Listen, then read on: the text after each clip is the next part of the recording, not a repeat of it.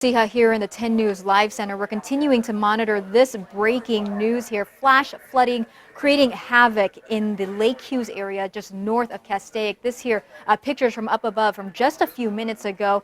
Lots of problems in the area. We have cars stuck in the mud. You can see one car there in the corner of your screen. That driver had to abandon her car because she couldn't go anywhere. So she literally got out of her car and then walked across the mud there. 2 homes in the area we saw also appear to be flooded. Rescue helicopters there are on standby, and you see there people standing outside their cars really don't know what to do, don't know how to get through this. Unclear if anyone is injured at this point, but I can tell you both sides of the 5 freeway shut down in this area. Lots of problems. We will continue to monitor this, bring you more pictures and video on 10 News at 6.